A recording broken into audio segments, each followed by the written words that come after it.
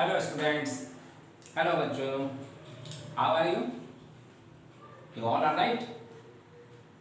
Okay, it's very good to hear you all of you are right. आप सब लोग ठीक ठाक हैं? चलिए, सुनकर बहुत खुशी हुई, अच्छा है। और इसी खुशी के साथ हम लोग अपना अपना वर्क में लग जाएं तो बेहतर होगा, है ना? तो चलिए, आपके लिए ये टॉपिक, ये हेडिंग यहाँ पर मेंशन है जो आज हम इस पर डिस्कस करने वाले हैं, the principle of conservation of momentum. Yes, Newton's second law of motion जो हम लोगों ने पिछले क्लास में पढ़ा था, एक्सप्लेन किया था उसको। उसके बाद Newton's third law of motion, और अब जाकर के ये principle of conservation of momentum. इस principle of conservation of momentum में वो दोनों लॉ इन्वॉल्व हैं, किस तरह से इन्वॉल्व हैं हम ये इसमें देखेंगे। साथ ही इसमें देखेंगे कि ये principle of conservation of momentum के बारे में ऐसा कौन सा फैक्ट है जो स्टेट करता है और उससे हम लोग पहले से अननोन थे और अब जाकर के इसके बताने के बाद हम लोग इससे रूबरू हुए हैं, नोन हो गए हैं। ठीक है, इसका फैक्ट जानने से पहले, इसके स्टेटमेंट को समझने से पहले हम एक एग्जाम्पल लेते हैं। हम में से हर कोई कैरम बोर्ड तो खेलता ही है। चलिए, एक कैरम बोर्ड का इमेजिन मैं यहाँ पर कराऊंगा।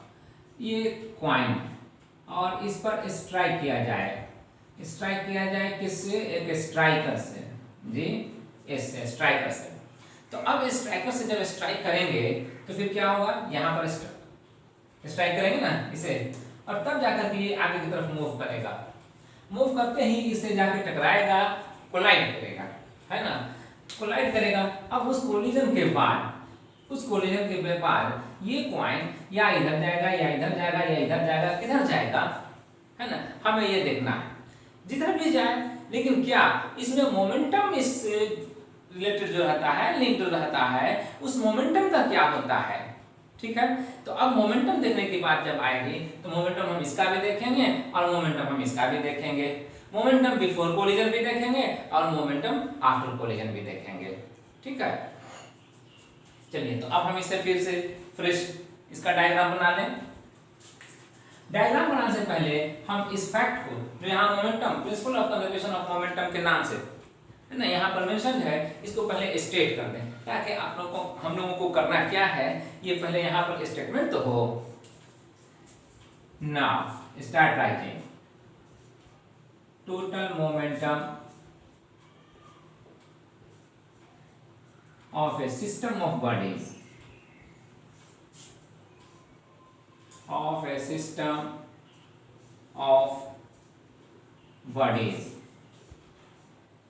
remains conserved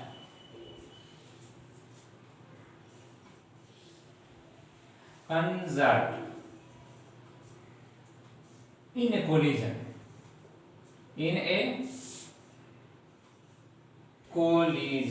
ठीक है।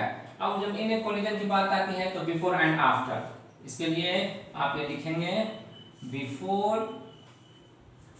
And after. यस, ये याद रखना चाहिए। कोलिजन होगा तो कोलिजन से पहले टोटल मोमेंटम दोनों का क्या होगा और टोटल मोमेंटम कोलिजन के बाद दोनों का क्या रहेगा। अगर ये मोमेंटम दोनों के लिए इक्वल आता है तो फिर हम तो ये कह सकते हैं अनडाउटेडली कि दोनों कंजर्व है, पहले वाला और बाद वाला। टोटल मोमेंटम अगर इक्वल आ रहा है तो हम कहेंगे कि मोमेंटम कंजर्व है। ठीक है, चलिए, तो अब इसके लिए हम क्या हमारे पास प्रूव करने के लिए टूल्स हैं, है ना? ये एग्जामिनेशन में पूछा जाता है, state and prove the principle of conservation of momentum. तो let us start to prove it, means proof. और प्रूफ करने से पहले हम एक डायग्राम बनाएंगे जो रफली हमें आइडिया देगा कि हम किस तरह से शुरू किए हैं और किस तरफ हमें बढ़ना है और कैसे हम इसे कंक्लूड करते हैं। ठीक है, तो इमेजिन ए कोलिजन। एक कोलिजन को इमेजिन करना है। मान लीजिए ये मास m1 है, मास m1 है और ये वेलोसिटी u1 से मूव कर रहा है, ये मास m2, ठीक है, और ये वेलोसिटी u2 से मूव कर रहा है।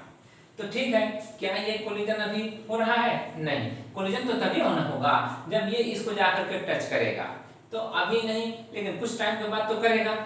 तो पहले इस सिचुएशन को हम लिख देते हैं बिफोर कोलिजन, ठीक है। अब उसके बाद इसी फिगर को कुछ देर के बाद हम ये इमेजिन करते हैं कोलिजन हुआ, अभी तो कोलिजन नहीं हो रहा था, लेकिन कुछ देर के बाद कोलिजन हुआ।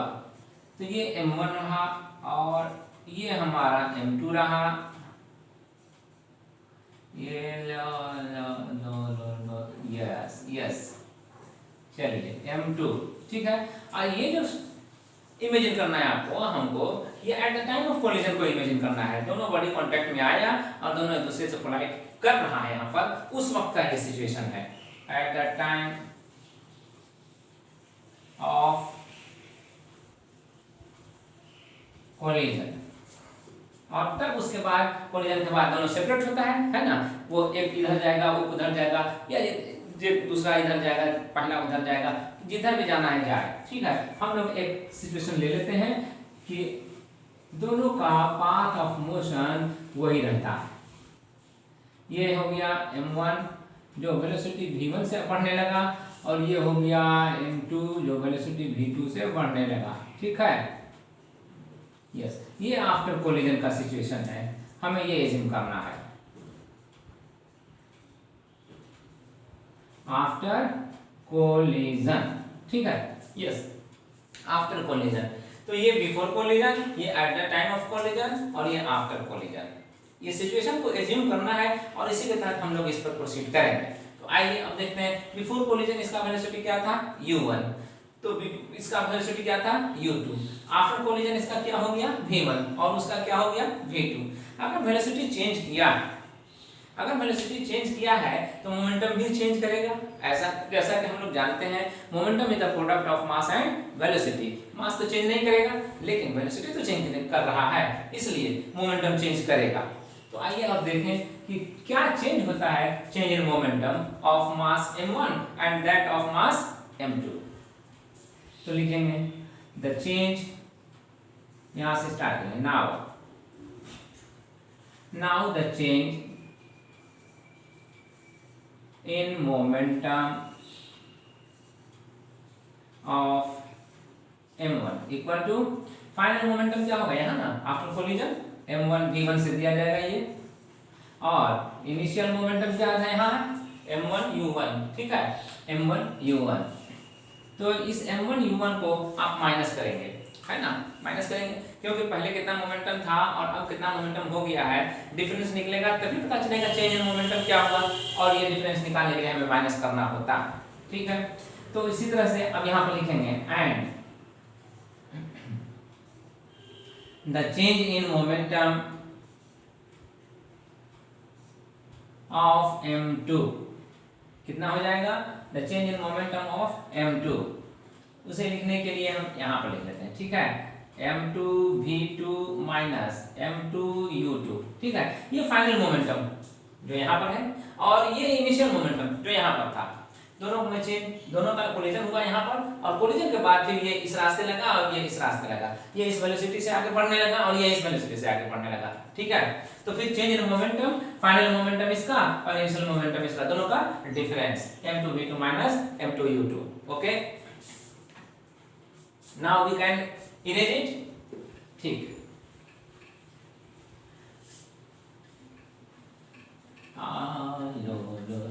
चलो चलो, ये भी हो ही गया, लो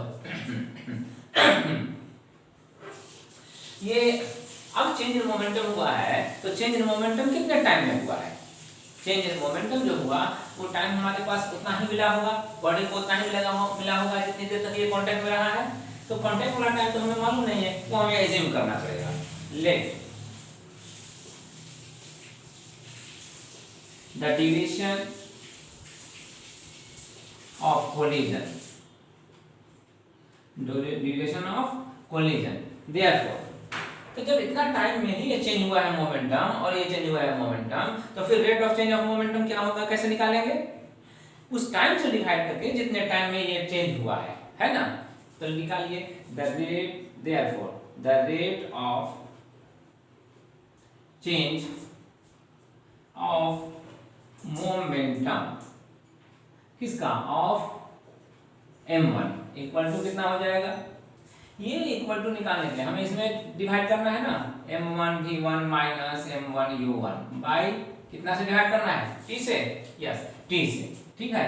तो t से अगर डिवाइड करना है तो अब बताइए, rate of change of momentum हो गया by Newton second law of motion. हमें इसके ये किस क्वांटिटी को इंट्रोड्यूस कर रहा है जी, किस क्वांटिटी को ये इंट्रोड्यूस कर रहा है, किस क्वांटिटी के बारे में हमें ये बता रहा है, फोर्स, यस फोर्स। अब ये फोर्स को बता रहा है, फोर्स किस पर लग रहा है, तो फोर्स जब चेंज इन मोमेंटम इसका हो रहा है तो फोर्स भी इसी पर लग रहा होगा। फोर्स कौन लगा रहा है, फोर्स लगाने वाला होगा ये बॉडी, क्योंकि ये इससे टकराया तो ये इसको फोर्स अप्लाई किया और उसकी वजह से इसमें चेंज इन मोमेंटम हुआ। तो ये फोर्स जब अप्लाई कर रहा है तो यहाँ पर लिखेंगे force applied by second body 2 on 1, है ना, force applied by body 2 on 1, इसलिए हम लिखते हैं F2 1, ठीक है, और लिखिए S से। अब उसके बाद the same rate of change of momentum जैसे m1 का निकला है वैसे ही the rate of change of momentum m2 का भी निकलेगा। तो फिर यहां पर लिखेंगे and the rate of change of momentum of m2 कितना हो जाएगा, ये होगा m2 v2 minus m2 u2 by t, yes ये ना था m2 v2 minus m2 u2, ठीक है। तो इसमें हम डिवाइड करेंगे t से, जितना टाइम ड्यूरेशन का रहा किसका, कोलिजन का, तो जितना ड्यूरेशन रहा कोलिजन का उसी ड्यूरेशन से हम डिवाइड करेंगे और इससे हमको ये पता चल जाएगा कि एक यूनिट टाइम 1 यूनिट टाइम में कितना चेंज इन मोमेंटम हो रहा है, ठीक है। तो अब इस पर जब चेंज इन मोमेंटम हो रहा है तो चेंज इन मोमेंटम होने के लिए तो हमें फोर्स चाहिए। फोर्स जैसे इसको मैंने कहा था कि rate of change of momentum है, तो ये भी तो rate of change of momentum है और rate of change of momentum by Newton second law of motion force applied के बराबर होता है।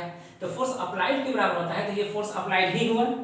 फोर्स अप्लाइड कौन कर रहा है, फोर्स अप्लाई करेगा वो जो इसके लिए चेंज मोमेंटम के लिए रिस्पांसिबल होगा, जो इस पे आके कोलाइड कर रहा होगा और उसकी वजह से इसके मोमेंटम में चेंज हो रहा है। तो इससे कौन कोलाइड कर रहा है, m1, और m1 अगर कर रहा है आके कोलाइड तो m1 ही इस पर फोर्स अप्लाई कर रहा है जिसकी वजह से इसका मोमेंटम में चेंज हो रहा है। तो देयरफॉर इस फोर्स को हम लोग इंडिकेट करेंगे F12, है ना, force applied by body 1 on body 2, yes. तो अब इतनी बातें हमारी समझ में आ गई। तो अब इससे आगे हम क्या कहेंगे, अब हमारे पास एक और पॉइंट आता है सामने। हमने law third law of motion में बताया था कि to each action there is equal and opposite reaction, है ना, हर एक्शन के बराबर में इक्वल और अपोजिट रिएक्शन होता है, ठीक है। तो यहाँ भी एक बॉडी दूसरे बॉडी से टकरा रहा है तो आप कह सकते हैं कि दूसरा बॉडी भी पहले बॉडी से टकरा रहा है। तो यहाँ भी एक बॉडी अगर फोर्स अप्लाई कर रहा है दूसरे पर तो दूसरा बॉडी भी पहले पर फोर्स अप्लाई कर रहा है। अगर ऐसा है तो फिर हम ये कह सकते हैं कि एक बॉडी जो फोर्स अप्लाई कर रहा है उसका नाम एक्शन दिया जा सकता है, दूसरा बॉडी जो फोर्स अप्लाई कर रहा है उसका नाम रिएक्शन दिया जा सकता है। It's clear, yes. तो अगर क्लियर है तो फिर किसको हम एक्शन नाम दें और किसको रिएक्शन। तो पहला बॉडी इससे टकराया था तो इसने फोर्स अप्लाई किया, दूसरे बॉडी ने फोर्स अप्लाई किया पहले वाले पर, तो इसने फोर्स अप्लाई किया तो इसका फोर्स क्या कहलाएगा, इसका फोर्स जो अप्लाई होगा इस पर उसको हम रिएक्शन कह सकते हैं। तो ये जो इस पर फोर्स अप्लाई कर रहा है उसको हम एक्शन कहेंगे। चलिए, तो ये इस पर जो फोर्स अप्लाई कर रहा है वो कहाँ है, यहाँ है ना, force applied by body 1 on body 2, ठीक है। तो इसको आप एक्शन कह सकते हैं, एक्शन। और उसके बाद जो हमने कहा कि ये बॉडी इस पर भी फोर्स अप्लाई कर रहा है तो इसके फोर्स को अब हम यहाँ F21 से लिख रहे थे तो ये कहलाएगा रिएक्शन। ठीक है, तो अब आप एक्शन समझ गए और रिएक्शन समझ गए, याद आ गई आपको। ठीक, तो Newton second third law of motion से हम इसे रिलेट करेंगे। क्या रिलेट होगा इसमें? Therefore, by the third law of motion, जी, रिएक्शन इक्वल टू एक्शन, है ना, लेकिन इक्वल तो हुआ, ठीक है, लेकिन अपोजिट यहां से शो नहीं हो पा रहा है। अपोजिट शो करने के लिए इसके पहले साइन ऑफ माइनस देंगे, ठीक है, तो साइन ऑफ माइनस यहां पर दे दिया। अब उसके बाद रिएक्शन हमारे पास कौन है? ये जो यहाँ ये F21 था ना, तो अब हम इसे लिख सकते हैं M1 V1 minus M1 U1 और बाय T। और उसके बाद एक्शन हमारे पास कौन है? ये, तो एक्शन के लिए ये हुआ हमारा M माइनस का साइन दे दीजिए ये, और कब लिखिए M2 V2 minus M2 U2, ठीक है, इसको हटा देते हैं, ओके, और तब लिखा जाएगा T, ठीक है, इसको भी हटा दीजिए, और तब अब इक्वल हो गया। तो चलिए अब इसको सिंप्लीफाई करते हैं। क्या आएगा सिंप्लीफाई करने से? सिंप्लीफाई करने के बाद क्या आएगा, हमें मिलेगा क्या? तो पहले तो सिंप्लीफिकेशन के दौरान T और T को कैंसिल कर लेंगे, ठीक है, everybody is getting it, okay. तो अब उसके बाद हम लिखेंगे M1 V1 minus M1 U1 और equal to minus M2 V2, लेकिन ये माइनस इस माइनस को प्लस बनाएगा, ठीक है, प्लस बनाएगा, तो M2 U2 ये होगा। अब उसके बाद जो नेगेटिव क्वांटिटी है उसको दूसरे साइड ले जा करके उसे पॉजिटिव बना लेंगे। तो अगर पॉजिटिव बना लेंगे तब क्या होगा?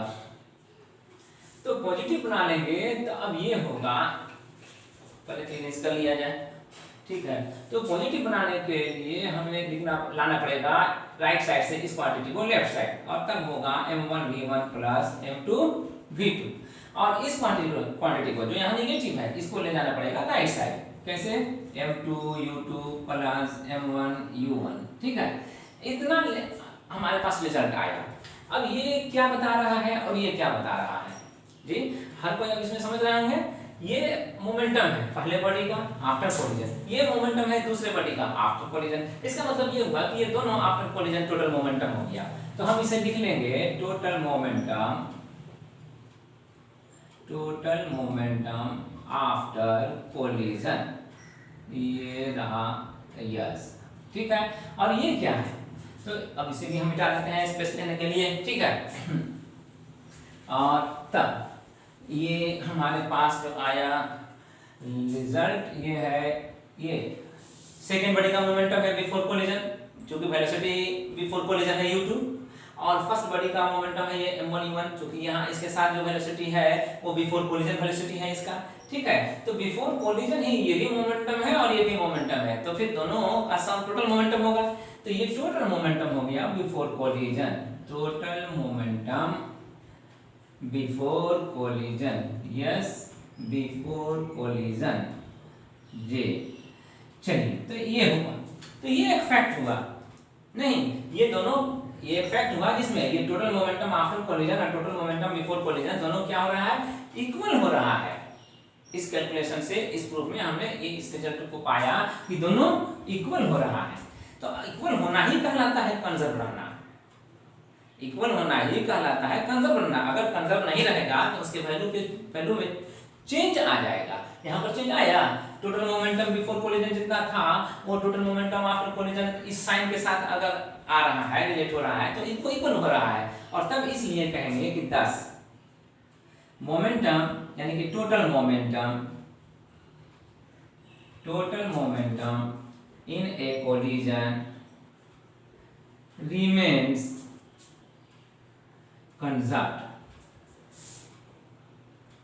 remains conserved, यस, ये हुआ इसका प्रूफ। और तब हम यहाँ पर लिखेंगे प्रूफ, ठीक है। चलिए बहुत अच्छी बात है, इतना जल्दी आपने इस बात को समझ लिया है ना। आप इसको 2 बार 3 बार प्रैक्टिस करेंगे, रिवाइज करेंगे अपने से खुद प्रूव करने के लिए। आई एम श्योर आफ्टर 2 और 3 practices you will be perfect. अब इसमें कोई क्या मेन पॉइंट्स हैं, कुछ मेजर पॉइंट्स हैं, उसको हम यहाँ पर पॉइंट आउट कर लेते हैं।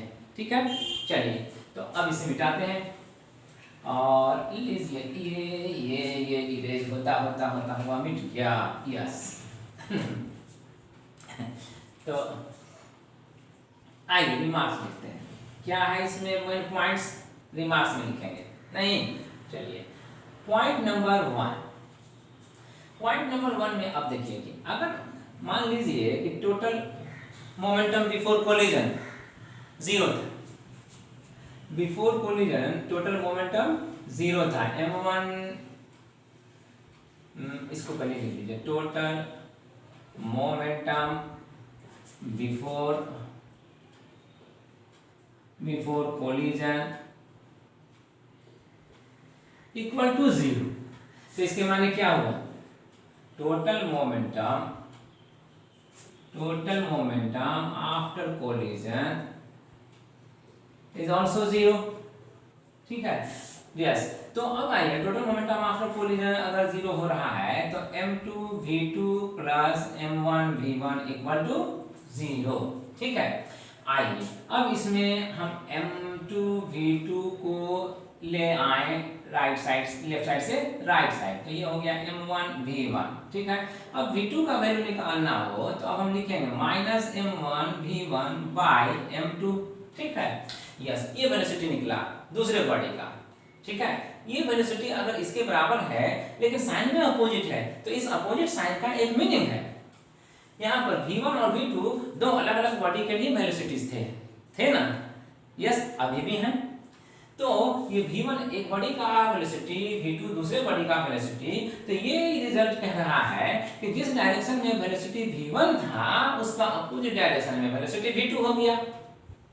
ठीक है, तो अगर ऐसा है कि टोटल मोमेंटम इनिशियली अगर 0 था और किसी वजह से, है ना, किसी वजह से इंटरनल फोर्स की वजह से ही, लेकिन एक्सटर्नल नहीं, इंटरनल फोर्स की वजह से ही अपने आप जो है ना इस तरह से रीअरेंज होता है कि टोटल मोमेंटम अगर बिफोर कोलिजन 0 है तो वो आफ्टर कोलिजन भी 0 ही रहेगा। तो 0 रहेगा तो उस केस में क्या होगा कि जो एक बॉडी जिस डायरेक्शन में मूव करेगा दूसरा बॉडी उसके अपोजिट डायरेक्शन में मूव करने लगेगा। ये हमारा साइन ऑफ माइनस हमें ये मैसेज दे रहा है, ये इंफॉर्मेशन दे रहा है। ऐसा वेलोसिटी जो एक बॉडी के अपोजिट डायरेक्शन में हो रहा हो वो कहलाता है रिकॉइल वेलोसिटी। क्या कहलाएगा, कॉल्ड रिकॉइल वेलोसिटी। ठीक है, 10 the velocity with which a part of body या system, a part of system, और बॉडी भी यहाँ कह लीजिए, कोई दिक्कत नहीं है, a part of system और body moves in opposite direction,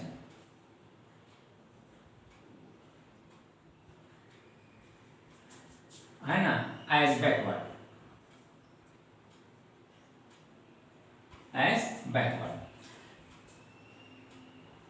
with respect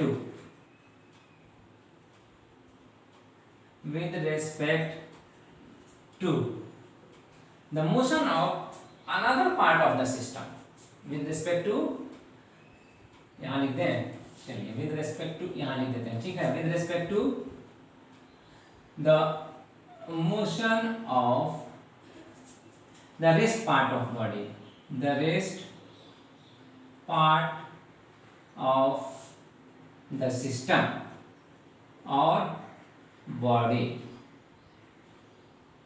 क्या होगा, ये is recoil velocity, is called recoil velocity। ये यहाँ से यहाँ या ये ले लीजिए, is called recoil velocity। ठीक है, तो इस तरह से हमारे माइंड में एक रिकॉइल वेलोसिटी का कॉन्सेप्ट बना रिकॉइल वेलोसिटी का। एक एग्जांपल ले लीजिए इसको समझने के लिए, है ना, कोई बहुत ज्यादा डिफिकल्ट नहीं है इसको समझना। पहले से मिटा दें, ठीक है, लिख लिया यहाँ, चलिए तो मैं ऊपर से मिटा रहा हूँ। ठीक है, तो एक एग्जाम्पल मैं लेने की बात कर रहा था कि कहाँ पर ये रिक्वायर्ड वेलोसिटी हमें रियलाइज होगा जी। एक ये सिचुएशन मैं लेता हूँ।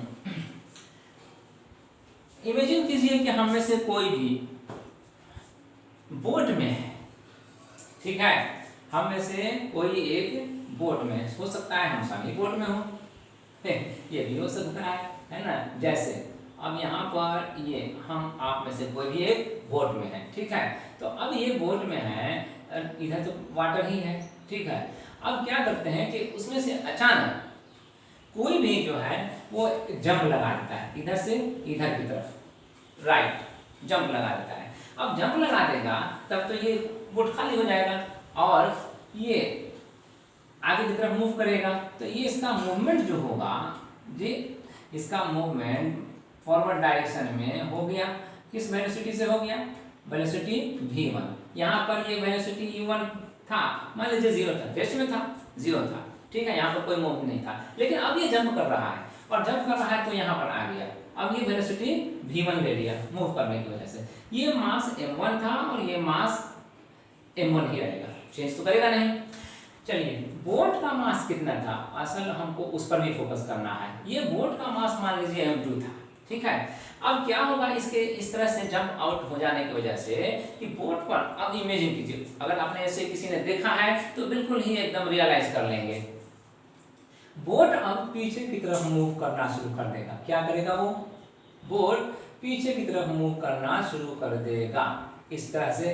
मान लीजिए v2 है ना। Have you ever seen this situation? पहले कभी इस सिचुएशन को देखा है? यस, कभी जू में जाने का इत्तेफाक हुआ है। जू में ऐसा स्विमिंग बोट रहता है ना, उस पर आप सवार हो सकते हैं और उस पर आप इंटरटेन कर सकते हैं और ऐसा सिचुएशन देख सकते हैं। देखा है आपने? ठीक है, चलिए, आप गए कभी और आपने देख लिया, तो ठीक है, यू हैव रियलाइज्ड इट, ठीक है। तो ये वेलोसिटी जो हुआ, यही रिक्वायर्ड वेलोसिटी हुआ, है ना, यही रिक्वायर्ड वेलोसिटी हुआ। क्योंकि ये तो जब उतरे थे आप यहाँ में से कोई, तो ये तो फॉरवर्ड डायरेक्शन में मूव किया, ये फॉरवर्ड डायरेक्शन में मूव किया और उसके बाद मूव करते ही फॉरवर्ड डायरेक्शन में ये बैकवर्ड डायरेक्शन में मूव किया, ठीक है। क्यों मूव किया? देखिए, यहाँ पर एक फैक्ट फिर वही याद आता है। Before jumping, total momentum of the system, मतलब सिस्टम में थे मैं या आप में और बोर्ड, यही ना दो हैं। तो अब इसमें टोटल मोमेंटम बिफोर जंपिंग 0 और आफ्टर जंपिंग भी होना चाहिए 0, यही कहता है principal of conservation of momentum. तो अगर आफ्टर जंपिंग भी 0 ही होना चाहिए, तो अब आप उसके लिए क्या लिखेंगे? m2 v2 plus m1 v1 equal to 0, ठीक है। तो इसी से ना आप ले रहे हैं m2 v2 equal to minus m1 v1 जी। अब देखिए, इसमें m1 v1 मोमेंटम हुआ किसका? आप में या हम में से किसी एक का, जो आगे की तरफ जा रहा है। और जब वो आगे की तरफ जा रहा है, मोमेंटम वेक्टर क्वांटिटी है, जब वो आगे की तरफ जा रहा है तो उसके साइन को हम लेंगे पॉजिटिव। अब उसका साइन अगर पॉजिटिव हो जाएगा तो बोट जा रहा है बैकवर्ड, तो उसका साइन नेगेटिव होना चाहिए था ना, नेगेटिव तो है, यहाँ पर आया। ये नेगेटिव यहाँ पर आना ही इंडिकेट कर रहा है कि जिस डायरेक्शन में इसका मोमेंटम हो रहा है उसके अपोजिट डायरेक्शन में इसका मोमेंटम हो रहा है, बन रहा है, ठीक है। तो मोमेंटम को, उसके मोमेंटम को जो उस पार्ट, सिस्टम के पार्ट से अलग हो रहा है, उसके मोमेंटम को बैलेंस करने के लिए, मैनेज करने के लिए ये अपना एक मोमेंटम गेन करता है उसके मोमेंटम के अपोजिट डायरेक्शन में, ठीक है। इसीलिए हम यहाँ पर रिक्वायर्ड वेलोसिटी से रिक्वायर्ड वेलोसिटी को रियलाइज करते हैं, ठीक है।